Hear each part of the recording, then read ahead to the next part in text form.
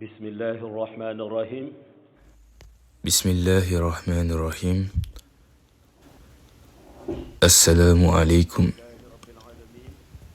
En ce jour béni du vendredi, nous adressons nos salutations les plus distinguées à la communauté bénie et rendons grâce à Allah, celui qui a dit La in shakartum la'azidannakum. Si vous êtes reconnaissant, très certainement, j'augmenterai mes bienfaits pour vous. La relation essentielle qui doit exister entre le Créateur et son serviteur repose sur le principe fondamental du service qui lui est dû et des innombrables faveurs qu'il accorde en retour. Ainsi, une relation de reconnaissance sincère et constante doit lier le serviteur à son Seigneur. Nous adressons également notre ziyara envers le noble et digne messager, le prophète Mohammed, paix et salut sur lui, qu'Allah, dans sa sagesse infinie, a élevé au rang de meilleur des êtres créés. Par sa volonté, il l'a également désigné comme Khatimin Nabiyyin, le sceau des prophètes, ainsi que comme l'intermédiaire suprême entre le Seigneur et l'humanité.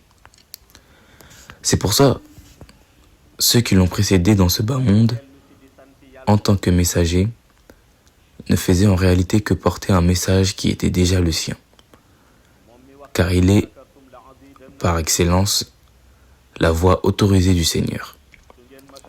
Ainsi, le message que portèrent les prophètes depuis Adam alayhi salam jusqu'à Isa ibn Maryam s'inscrivait dans la ligne du message universel du prophète Mohammed, paix et salut sur lui. Ce dernier, lors de sa venue sur terre, confirma cette réalité en déclarant que tous les prophètes d'Allah n'enseignaient rien d'autre que l'unicité du Seigneur. Il affirma que l'ensemble des enseignements prophétiques, qu'il s'agisse des prescriptions à suivre, des règles à observer dans notre relation avec notre Seigneur ou des lois spirituelles et morales, avaient pour objectif ultime de faire connaître Allah à travers son unicité absolue. C'est par cette unicité que l'on comprend véritablement comment suivre le Seigneur.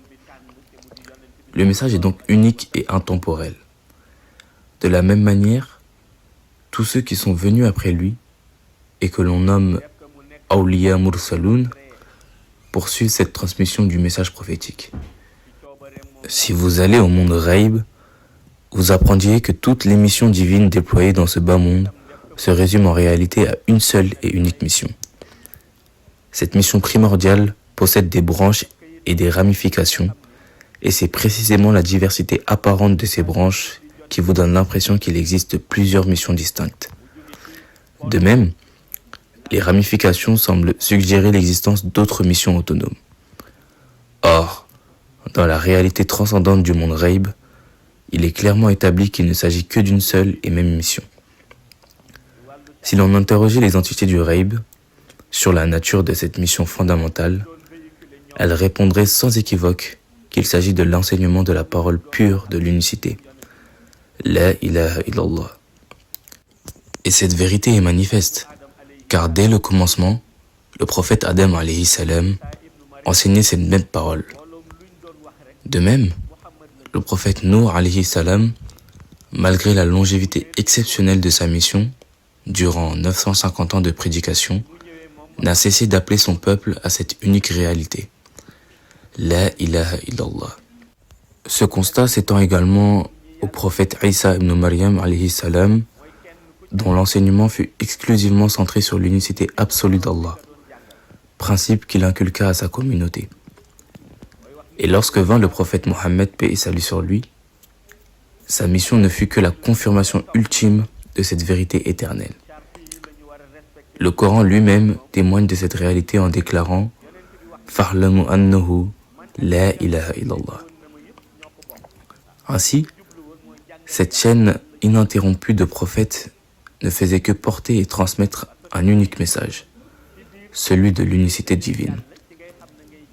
Dans cette continuité spirituelle, ceux qui ont succédé au prophète Mohammed, paix et salut sur lui, les Awliya Mursaloun, que sont les maîtres mystiques soufis, ont eux aussi fondé l'ensemble de leur cadre de dhikr et d'éducation spirituelle sur la synthèse parfaite de La ilaha illallah.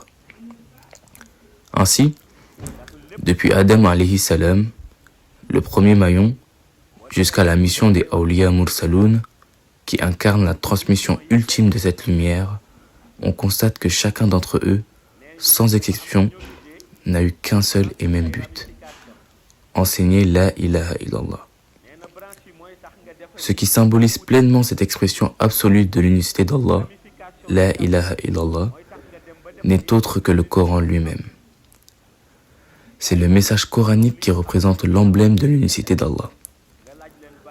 En effet, dans l'organisation instaurée par Allah à travers chaque époque, où il envoie un prophète destiné à transmettre son message à une communauté donnée, il ne cesse d'exhorter les hommes à l'adorer exclusivement en tant que créateur suprême et très haut. C'est ainsi qu'il enseigne que la reconnaissance véritable du serviteur envers son Seigneur se manifeste lorsqu'il proclame sincèrement « Iyyaka na'budu wa iyyaka nasta'in ». Autrement dit, c'est précisément au moment où l'être humain accepte sa condition de serviteur et reconnaît qu'il n'adore qu'Allah seul que son Seigneur agrée cette soumission et considère qu'il a pleinement reconnu son statut de créateur absolu. Lorsque le prophète Mohammed, paix et salut sur lui, transmettait le message du Coran, il le faisait tel qu'il lui avait été révélé par son Seigneur, car Allah possède son propre discours. Il est donc primordial de prêter attention à un fait fondamental. Le Coran n'est pas la parole du prophète Mohammed, paix et salut sur lui, mais bien celle du Créateur. Allah a simplement choisi Sayyidina Mohammed, paix et salut sur lui, comme intermédiaire suprême, pour que ses paroles soient transmises à l'humanité à travers l'âme et la langue bénie du prophète. C'est pourquoi Allah affirme avec insistance « Wa ma yantiku anil hawa in huwa illa wahyun yuha ». Par ce verset, Allah souligne une réalité incontournable. Quelle que soit la longueur ou la complexité du discours du prophète, paix et salut sur lui, il ne faut jamais le considérer comme étant ses propres paroles, mais bien celles d'Allah lui-même. Le prophète, paix et salut sur lui, n'a fait que transmettre fidèlement le message divin. De plus, dans chacune de ces conversations, enseignements et sermons, quelle qu'en soit la durée, Allah rappelle que pas un seul instant Mohammed ne s'exprime sous l'effet de ses propres désirs. Tout ce qu'il dit s'inscrit rigoureusement dans l'ordre divin. Le message du Coran n'est en aucun cas constitué de paroles d'une créature, mais bien des paroles d'Allah lui-même. Dans sa sagesse infinie, Allah, lorsqu'il s'adresse à ses serviteurs, le fait selon sa volonté absolue, en veillant à transmettre un message accessible à la compréhension humaine. Si l'on étudie attentivement le Coran, on constate que le Seigneur y a inclus tout ce dont le serviteur a besoin pour son salut. Et ce besoin fondamental du serviteur réside avant tout dans la connaissance de son Seigneur. C'est pourquoi Allah, à travers de nombreux passages coraniques, enseigne et clarifie à l'homme qui est son Seigneur. Prenons par exemple certaines expressions coraniques révélatrices. Wa ilahukum ilahum wahid. Et votre Dieu est un Dieu unique. La ilaha illahu. Il n'y a de divinité qu'Allah. Ou encore la sourate Al-Ikhlas. Qul huwa Allahu ahad, Allahu samad, lam yalid wa lam yulad, wa lam yakun lahu kufuwan ahad, qui constitue l'une des plus puissantes déclarations de l'unicité divine.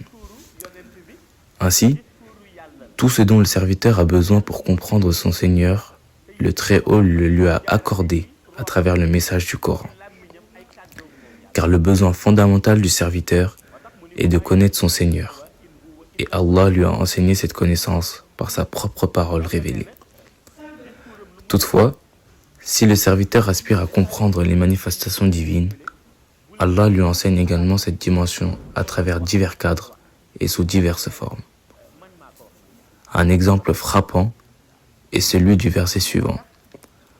Allahu nuru samawati wal ard, masalul nurihi kamishkatin fiha Misbah. Allah est la lumière des cieux et de la terre. L'image de sa lumière est semblable à une niche où se trouve une lampe. Ce passage est l'un des plus célèbres du Coran, illustrant la manière dont Allah manifeste sa présence à travers des signes perceptibles par l'esprit et le cœur des croyants. Ainsi, Allah enseigne à ses serviteurs non seulement son existence, mais aussi les signes par lesquels ces manifestations peuvent être perçues.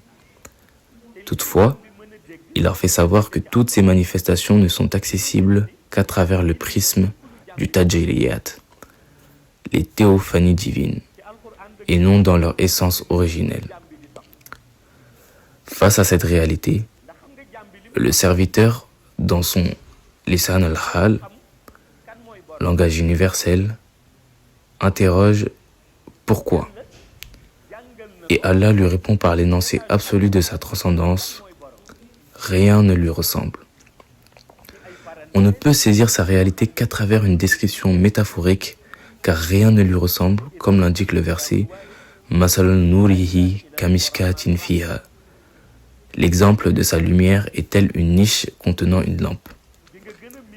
Ainsi, le serviteur, par la transmission du prophète, a désormais saisi ce qu'il devait saisir vis-à-vis de son Seigneur.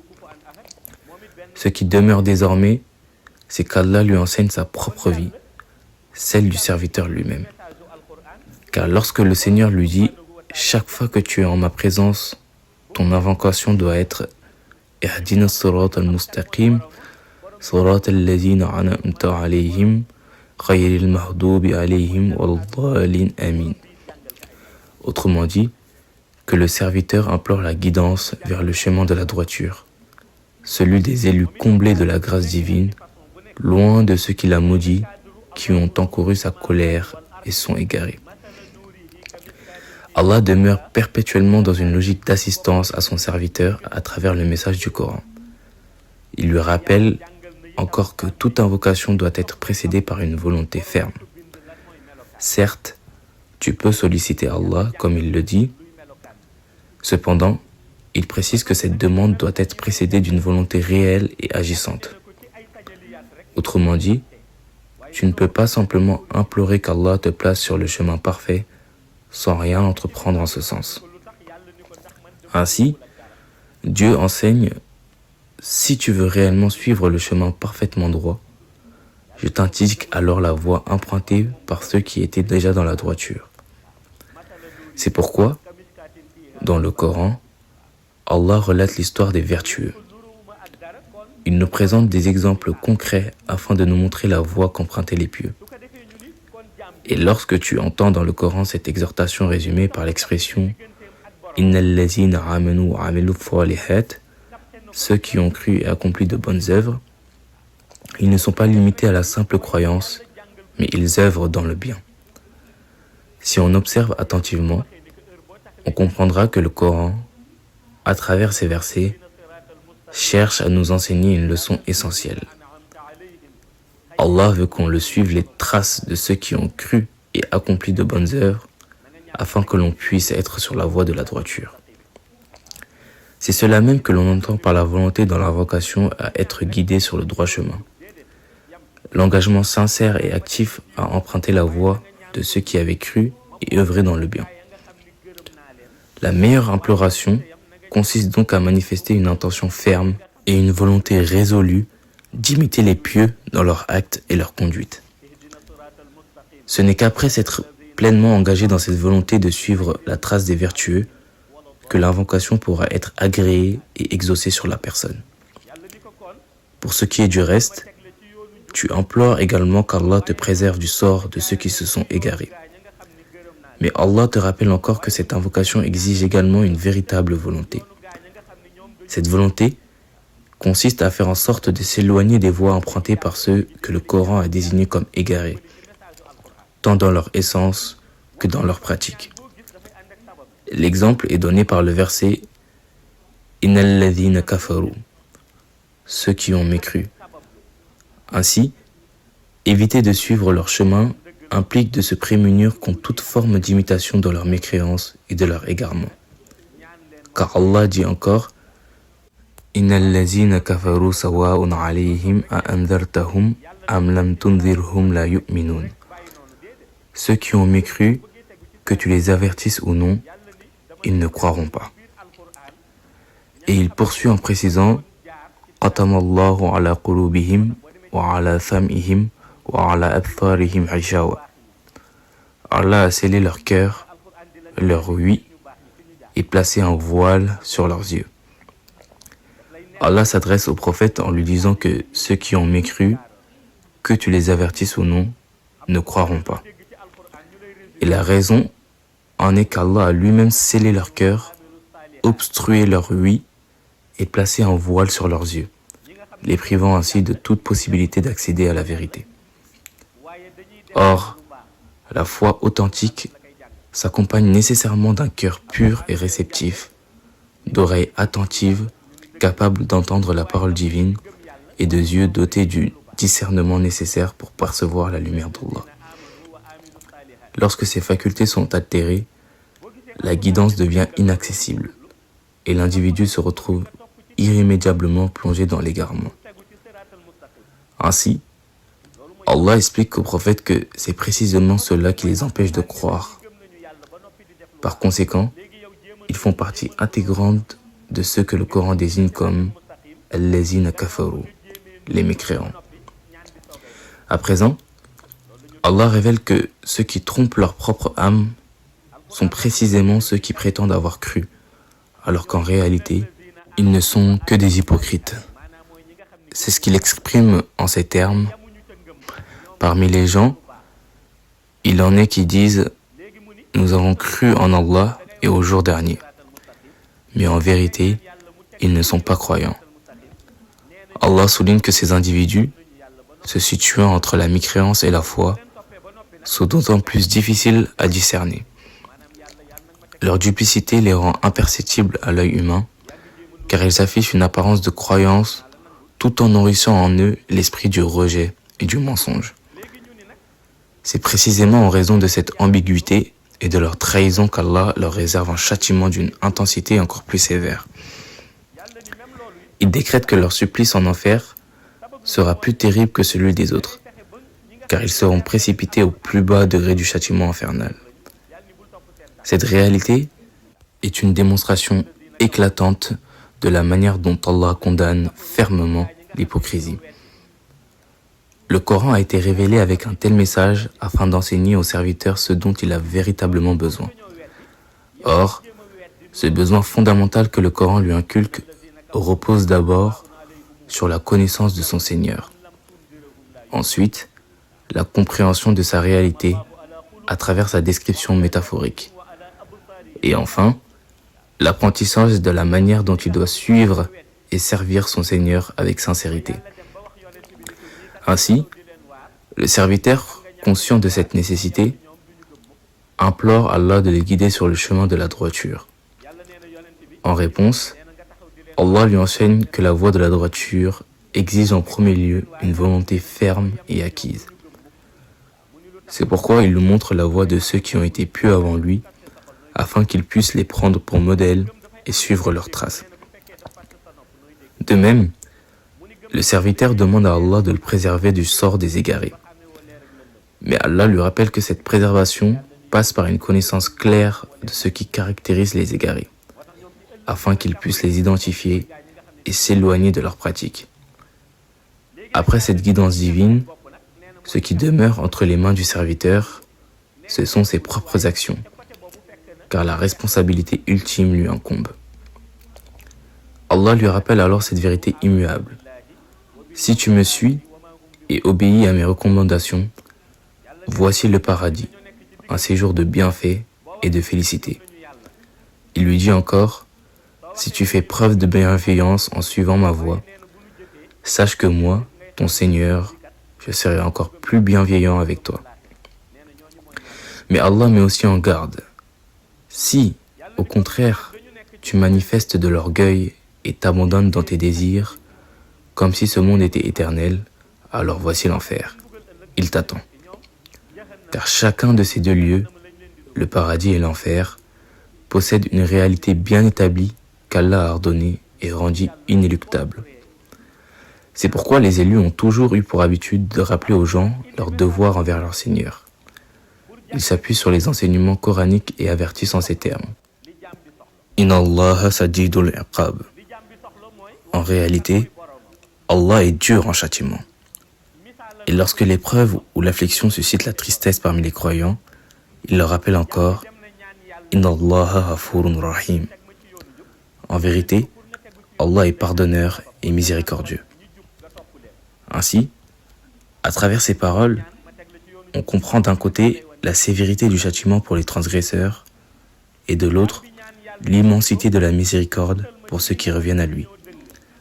Ces deux notions sont constamment rappelées dans le message coranique. Le Coran, dans sa diversité d'approches, s'étend également au récit des prophètes et de leur peuple, afin que chaque génération puisse tirer des leçons des civilisations passées. L'exemple du peuple de Tsamoud en est une parfaite illustration. Ce peuple s'est distingué par son orgueil et sa désobéissance envers le prophète Salih, qu'Allah leur avait envoyé comme guide. Mais en rejetant les paroles de Salih, porteur du message divin, ils ont en réalité renié Allah lui-même. C'est pourquoi Allah rappelle leur histoire et la finalité tragique qui fut la leur. Un jour, ce peuple perdit tout espoir de répit lorsqu'il vit apparaître un immense tonnerre, d'une ampleur telle qu'il pouvait recouvrir toute l'étendue de leur cité. Ce tonnerre était accompagné de boules de feu, produisant un fracas assourdissant, si intense qu'il brouillait toute perception auditive avant de s'abattre sur eux. Pour mieux comprendre l'ampleur de ce châtiment, imaginons le son d'un tonnerre lors de la saison des pluies. Son bruit soudain peut provoquer l'effroi, pousser certains à fuir ou réveiller brutalement une personne plongée dans un sommeil profond. Or, ce que le peuple de Samoud a subi était bien au-delà de cela. C'est la raison pour laquelle les vieux sages habitant les zones rurales, lorsqu'ils exhortaient les enfants à accomplir la salate et que ces derniers refusaient de prier, ils leur adressaient un avertissement empreint de sagesse. Quiconque ne craint pas Allah durant la saison sèche, le craindra pendant la saison des pluies. Par cette parole, ils cherchaient à leur faire comprendre que si en temps de calme et de sérénité, ils ne manifestent aucune crainte envers Allah, alors lorsque les éclairs et les tonnerres éclateront durant la saison des pluies, la peur s'emparera d'eux et ils le craindront. Il le rappelait aux enfants sous forme de plaisanterie et qui concerne notamment ceux qui vont au champ. Or, ce que le peuple de Samoud a vécu était bien au-delà de cette frayeur passagère. Un tonnerre d'une violence extrême s'est abattu sur eux, avec un bruit plus persistant et plus assourdissant que tout ce qu'ils n'avaient jamais connu. Ils pensaient que, comme à l'accoutumée, cette foudre allait s'apaiser au bout d'un instant, mais au contraire, celle-ci se prolongea durant des heures jusqu'à ce que leurs oreilles soient totalement percées par la violence et la détonation. Ils crurent alors que le pire était derrière eux, mais aussitôt, un vent d'une puissance terrifiante, plus violent encore que les ouragans les plus dévastateurs, s'abattit sur eux. Ce vent ne se contentait pas de souffler à travers leur village, il arrachait les individus du sol et les soulevait dans les airs. Ceux qui furent emportés restèrent suspendus dans l'air pendant 3 jours, ballottés par la force impitoyable du vent. Puis lorsqu'il les projeta enfin sur la terre, ils étaient déjà morts, leur corps glacés par la froideur extrême du souffle divin.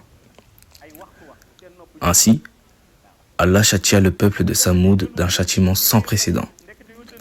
Et tout cela fut également causé par l'entêtement d'un homme du peuple de Samoud nommé Qadar. Lorsque ce peuple défiant exigea du prophète Salih une preuve manifeste de sa mission prophétique, ils lui dirent « Si tu es véritablement un envoyé d'Allah, alors apporte-nous un signe irréfutable. » Salih leur demanda « Quel signe souhaitez-vous » Ils répondirent « fait sortir de cette montagne un chameau accompagné de son petit. Par la permission d'Allah, un chameau surgit alors des profondeurs de la roche, accomplissant ainsi le miracle qu'ils avaient demandé. Salih leur adressa ensuite une mise en garde claire. Voici le signe que vous avez exigé. Mais sachez que ce chameau a un jour qui lui est réservé pour boire à la source, et nul ne devra puiser de l'eau ce jour-là. Puis, le jour suivant, ce sera votre tour. Or, un jour où le chameau devait boire, ce jour coïncida avec une grande cérémonie organisée dans la ville. Salih leur rappela alors l'engagement qu'ils avaient pris envers Allah, leur enjoignant de respecter le pacte et de ne pas entraver l'animal dans son droit. C'est alors que Qadar, le plus obstiné d'entre eux, s'éleva contre cette injonction divine. Il affirma avoir remarqué deux choses chez Salih. D'abord, il ne nous respecte pas. Comment peut-il nous imposer qu'en ce jour de fête, nous devions nous abstenir de puiser de l'eau au seul bénéfice de ce chameau? Ensuite, j'ai observé que chaque fois que Salih s'adresse aux gens et que le chameau est présent, ses paroles sont immédiatement acceptées par tous.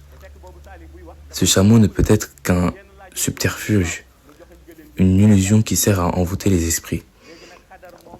Ainsi, Qadar en conclut que le chameau relevait d'un artifice magique et qu'il fallait s'en débarrasser pour faire cesser l'influence de Salih sur le peuple. Alors que les gens débattaient encore de la question, cherchant à décider s'il fallait ou non tuer l'animal, Qadar prit les devants. Dans un geste précipité et fatal, il jeta un coup de lance au chameau, mettant ainsi fin à sa vie. Cet acte de rébellion scella définitivement le destin du peuple de Samoud. Après cet affront ultime envers le signe d'Allah, le châtiment divin s'abattit sur eux. Ainsi, Allah envoyant l'ange Jibril, alayhi salam, avec l'ordre d'ébranler le peuple de Samoud. Il lui ordonne de se tenir loin d'eux et de crier fort pour témoigner de leur acte de rébellion envers Allah. Jibril viendra jusqu'à les surplomber et s'écria avec stupeur: « Qu'est-ce que vous avez donc commis ?» C'est alors que l'ange Mikaïl alayhi salam intervint. En réponse à leur mécréance et à leur arrogance, il lança un tonnerre dévastateur issu de son souffle brûlant, accompagné d'un vent impétueux. À cet instant, les portes du monde des anges s'ouvrirent et un déferlement de calamités s'abattit sur le village.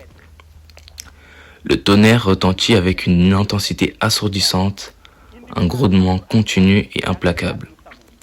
Le vent, semblable à un ouragan déchaîné, se mit à arracher tout sur son passage. Il soulevait les arbres, renversait les bâtiments et emportait hommes et arbres dans les airs. Ce vent d'une puissance inouïe porta les habitants du village en hauteur pendant 3 jours, les maintenant suspendus. Puis ils furent projetés violemment contre le sol. Ainsi s'acheva le destin du peuple de Samoud. Lorsque le prophète Mohammed, paix et salut sur lui, racontait cette histoire à ses compagnons, il les avait mis en garde en leur disant: « Ne pensez pas que ce qui est arrivé au peuple de Samoud ne pourrait pas se reproduire. Soyez vigilants, car si vous constatez que de telles tragédies sont aujourd'hui rares, c'est uniquement parce que je suis encore parmi vous et qu'Allah, dans sa miséricorde, porte son regard sur cette communauté par ma présence. Voyez ce qu'Allah a fait subir au peuple précédent. Allah nous enseigne encore dans le Coran l'histoire du prophète Ibrahim alayhi salam et de Namrud, la façon dont il vécut son épreuve face à lui. Il nous a aussi relaté le récit du prophète Yusuf alayhi salam, celui du prophète Ayyub alayhi salam et bien d'autres encore. Ainsi, ce que l'on déduit du message coranique, c'est qu'Allah nous met en garde contre le fait de suivre la voie de ceux qui ont encouru sa colère et ont été châtiés. À l'inverse, il nous ordonne d'emprunter le chemin de ceux qui ont bénéficié de son agrément. Toutes ces histoires coraniques ont un but précis. Elles sont là pour nous enseigner, pour que nous tirions des leçons à travers elles. Pourtant, aujourd'hui, ce que commettaient les peuples de Samoud et de Lot, alayhi salam, est non seulement reproduit, mais pire encore. Mais malgré cela, Allah continue de préserver cette communauté en raison de la présence spirituelle du prophète Mohammed, paix et salut sur lui, et des invocations incessantes qui sont faites en sa faveur à travers les salats et les bénédictions qui lui sont adressées. Regardez le peuple de Lut alayhi salam. Ils furent détruits pour avoir introduit l'homosexualité et s'être obstinés dans leur perversion. Regardez le peuple de Samoud. Ils furent anéantis pour avoir désobéi à leur Seigneur et nié le prophète de leur époque. Et pourtant, aujourd'hui, ces mêmes péchés et bien d'autres encore sont répandus à une échelle bien plus grande.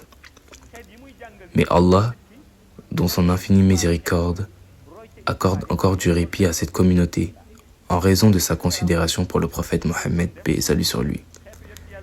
Et il s'agit principalement des prières salatu ala nabi qu'on adresse au prophète.